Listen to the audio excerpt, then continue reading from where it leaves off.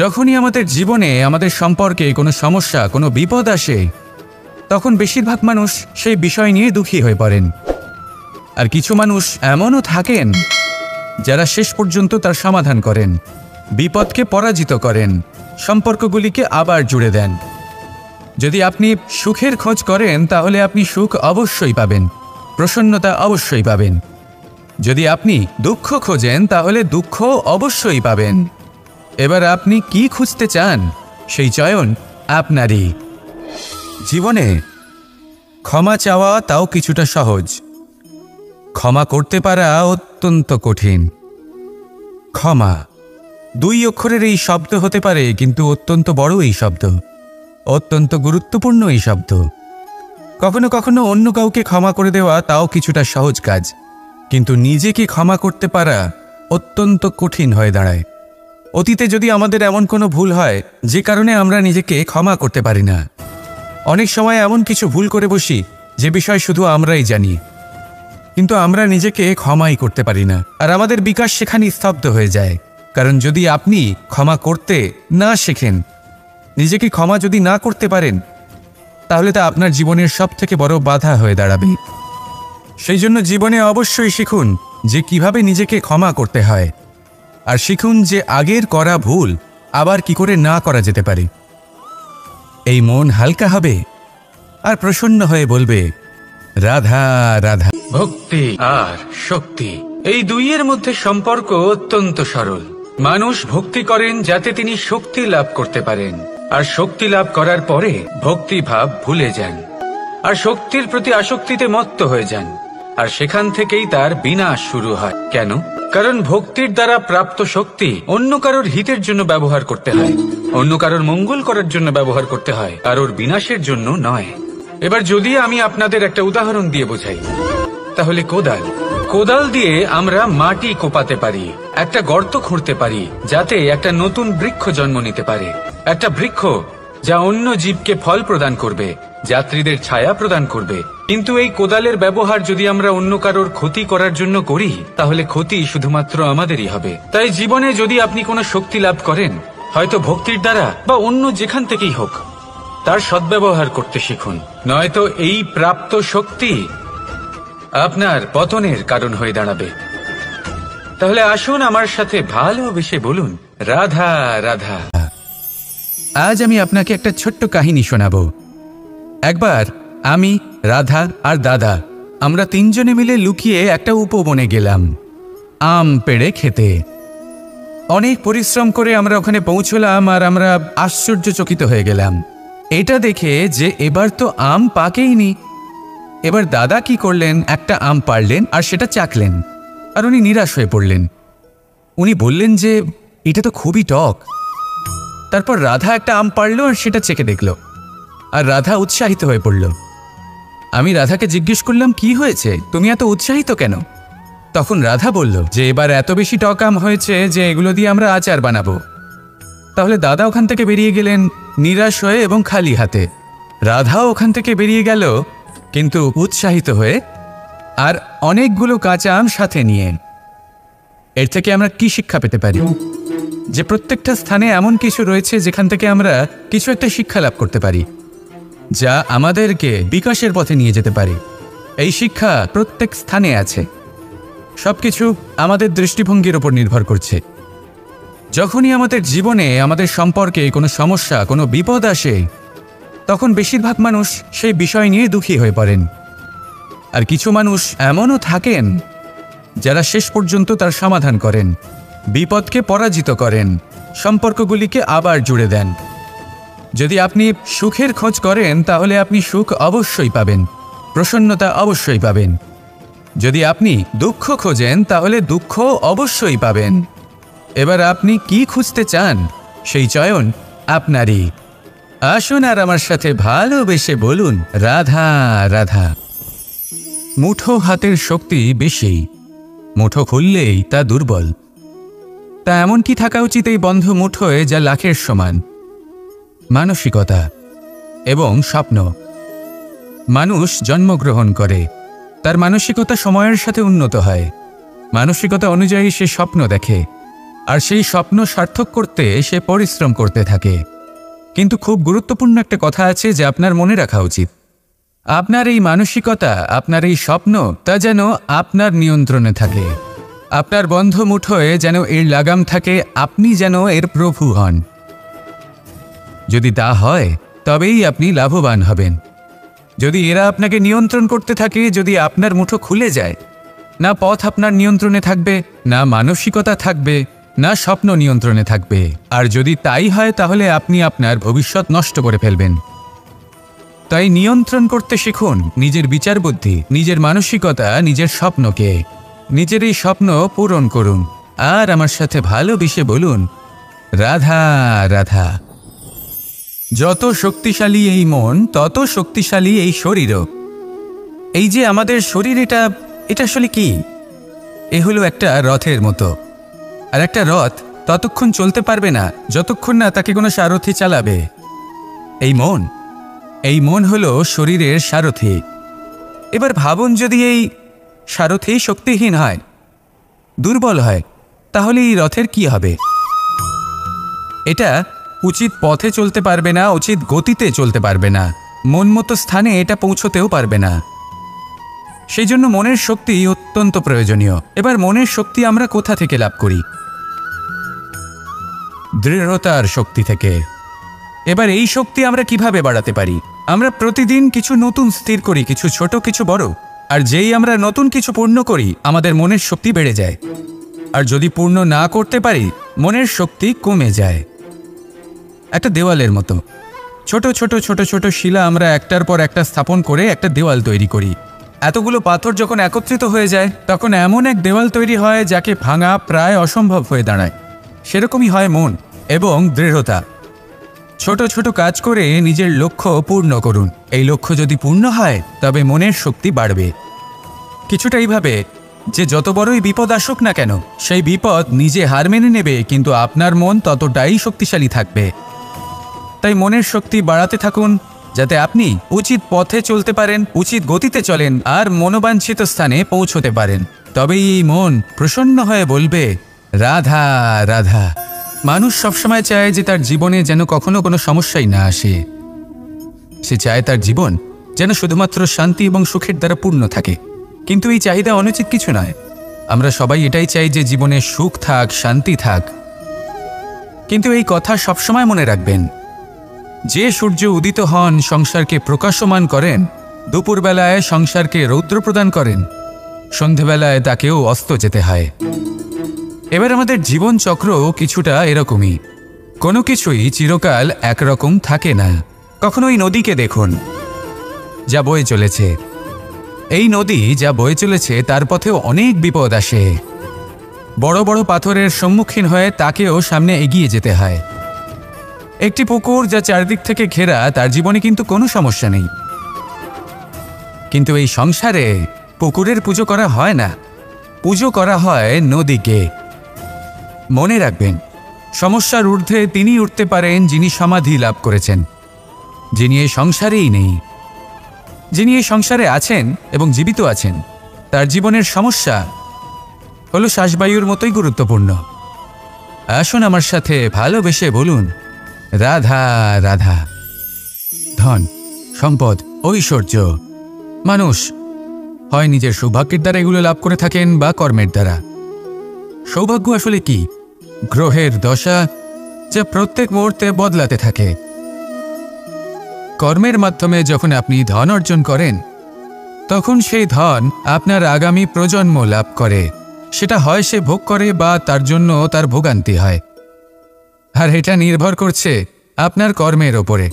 কী কর্ম করেছেন আপনি সেই ধনকে লাভ করার জন্য? যদি আপনি সৎপথে চলেন, নিষ্ঠা ভরে আপনি কর্ম করে থাকেন এবং তার ফলে আপনি ধন অর্জন করে থাকেন, তাহলে আপনার আগামী প্রজন্ম সেটা ভোগ করবে, সেটা প্রয়োগ করবে নিজের বিকাশের জন্য। কিন্তু যদি আপনি কুকর্ম করে থাকেন, কোনো রকম ছলনা করে থাকেন এই ধন লাভ করার জন্য, তাহলে 100% আপনার আগামী প্রজন্মকে এর জন্য ভুগতেই হবে। তাহলে আপনি কি চাইবেন? যে আপনার আগামী প্রজন্ম সুখ ভোগ করবে, নাকি আপনার কুকর্মের পরিণাম ভোগ করবে? নির্বাচন আপনারই। আসুন আমার সাথে ভালোবেসে বলুন রাধা রাধা।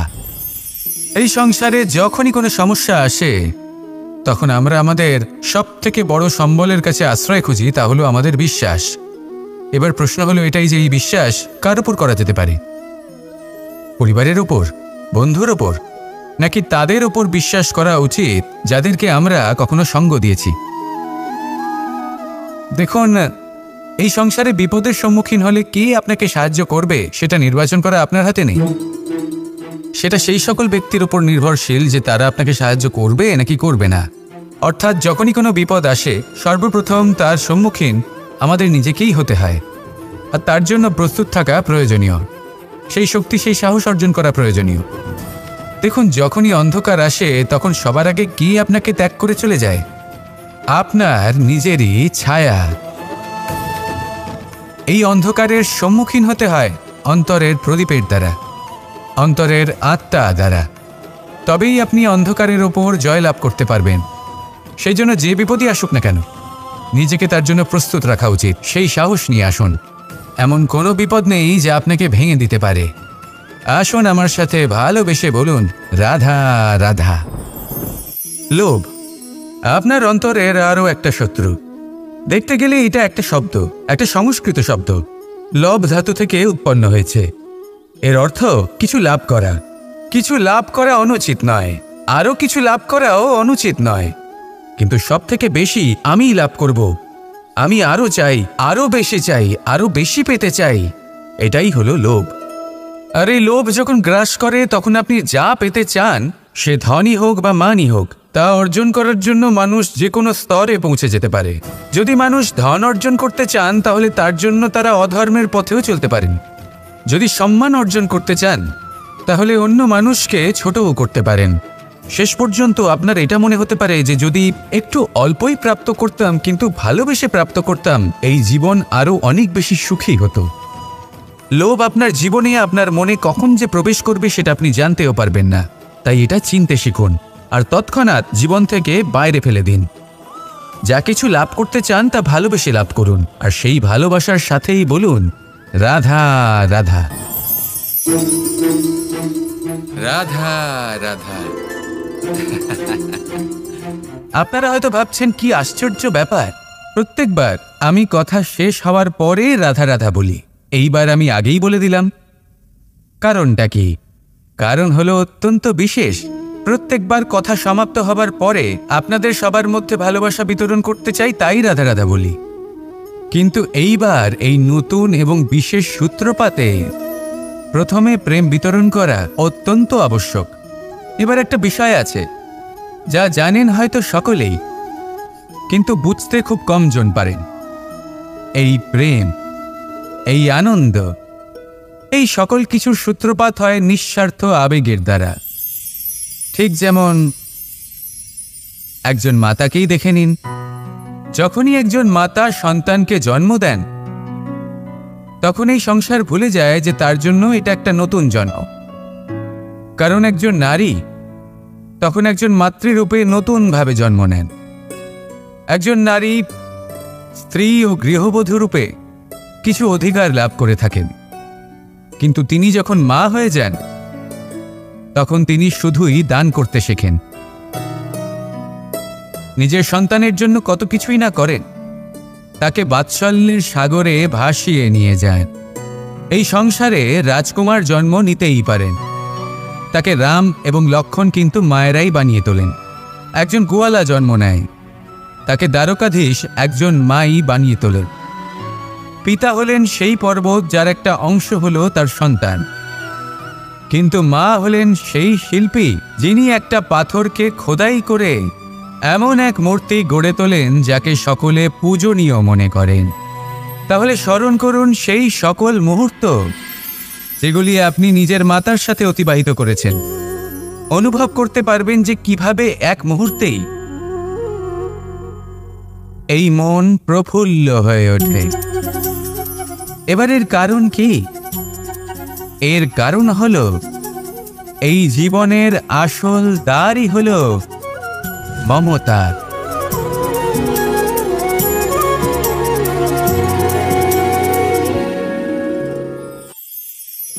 আমি রাধাকে ভালোবাসি, আর এই কথাটা সমগ্র সংসার জানে। আর সময় অন্তরে লীলার দ্বারা, বিভিন্ন ঘটনা দ্বারা, কর্মের দ্বারা আমি নিজের এই ভালোবাসা রাধার সামনে প্রকাশ করি। এবার আপনি বলবেন, এসবের কি প্রয়োজন? রাধা কি এই কথা জানে না যে কৃষ্ণ তাকে কতটা ভালোবাসে? অবশ্যই জানে, কিন্তু এই যে ভালোবাসা, তা মনে রেখে দেওয়ার জন্য নয়, তা প্রকাশ করার জন্য। আর বারংবার এই ভালোবাসাকে প্রকাশ করা উচিত, উচিত সময় এবং উচিত সুযোগ দেখে। কিরকম? এবার যদি আপনি প্রেমীর সাথে কোনো উৎসবে থাকেন, তাহলে তার সাথে নৃত্য সঙ্গীত করুন। যদি ভিড়ের মাঝে থাকেন, তখন প্রেমিকে সম্মান করুন, একান্তে প্রসাধন করুন। দুঃখের সময় তার হাত ধরে থাকুন, সুখের সময় আলিঙ্গন করে রাখুন। এই প্রেম যত প্রকাশ করবেন, ততই এই প্রেমের বৃদ্ধি হবে। এই প্রেম আরও বেশি গভীর হবে, অটুট হবে। তাই এই প্রেমকে মনে নয়, আপনার জীবনে স্থান দিন। মন খুলে প্রকাশ করুন, আর আমার সাথে ভালোবেসে বলুন, রাধা রাধা। আমার কাছে যশোদা মা যেমন, আমার কাছে দেবকী মা যেমন, আমার কাছে ঠিক তেমনই হলেন গোমাতা। এবার ভেবে দেখার বিষয় হলো এটা, যে এই সংসারে অসংখ্য প্রাণী আছে। একজন গাইকে একজন মায়ের মর্যাদা কেন দেওয়া হয়? তাহলে এর অনেকগুলো কারণ আছে। এই গাই অর্থাৎ গোমাতা, এনারা হলেন অত্যন্ত শান্ত, শান্তিপ্রিয়, কখনো কারোর কোনো ক্ষতি করতেই পারেন না। গোমাতা যে দুধ নিজের বাছুরকে পান করান, সেই দুধই আমাদেরও দেন। সেই দুধ পান করে আমরা শক্তি লাভ করি। এই দুধ থেকে আমরা মাখন, ঘি, পায়েস, এইসব সুস্বাদু খাবার লাভ করি। গোমাতার গোবর আমাদের জ্বালানি হিসেবে সাহায্য করে, যার ফলে খুব কম সংখ্যক কাঠ ব্যবহার করা যায় এবং বেশিরভাগ জঙ্গল সুরক্ষিত থাকে। গোমাতার গোমূত্র, সেটাও আমাদের কাছে লাভজনক। এর দ্বারা আমরা অনেক রোগ থেকে মুক্তি লাভ করতে পারি। গোমাতা যখন একটি বাছুরকে জন্ম দেন, তখন সেই বড় হয়ে আমাদের ক্ষেত কর্ষণ করে। সেই জন্য গাইকেও জীবনে মায়ের মর্যাদা দেবেন। যতটা সম্ভব তাকে সেবা করুন এবং ভালোবেসে তাকে পালন করুন। এই মন নিজে থেকেই প্রসন্ন হয়ে বলবে, রাধা রাধা। কখনো কোনো প্রজাপতিকে উড়তে দেখেছেন? কি সুন্দর উড়ে বেড়ায় সে, এক ফুল থেকে অন্য ফুলে, এক পাতা থেকে অন্য পাতার উপর। কিন্তু সে কিভাবে উড়তে শেখে কখনো ভেবেছেন? জন্ম থেকেই কিন্তু প্রজাপতির ডানা থাকে না। ও কিন্তু ছোট্ট একটা ডিমের আকারে জন্ম লাভ করে। তারপর সেই ডিমটি ভেঙে একটি কীট বাইরে আসে। আস্তে আস্তে সে বড় হয়, ওর শক্তি বৃদ্ধি পায়। তারপর সে সেই কীট দশা ত্যাগ করে নিজের ডানাগুলি মেলে। এই প্রক্রিয়া তার কাছে সরল নয়, অত্যন্ত যন্ত্রণাদায়ক প্রক্রিয়া, কিন্তু সে সেই যন্ত্রণা মেনে নেয়। আর তারপর আস্তে আস্তে সে উড়তে শেখে। শুধুমাত্র আকাশে উড়ে বেড়ায় তা নয়, আমাদের মনের মাঝে উড়ে বেড়ায়। এবার এই ডিম থেকে প্রজাপতি হয়ে ওঠার যে যাত্রা, এটা যতটা কঠিন, ততটাই কঠিন হয় এই সংসারে শ্রেষ্ঠ কর্ম করা, ততটাই কঠিন হয় এই সংসারে মহান হয়ে ওঠা। সেই জন্য প্রয়োজনীয় প্রচেষ্টা এবং সময়। নিরন্তর প্রচেষ্টা করতে থাকুন, পর্যাপ্ত সময় নিন, এবং আপনি নিজেকে এই আকাশে উড়ন্ত অবস্থায় পাবেন। আসুন আমার সাথে ভালোবেসে বলুন, রাধা রাধা।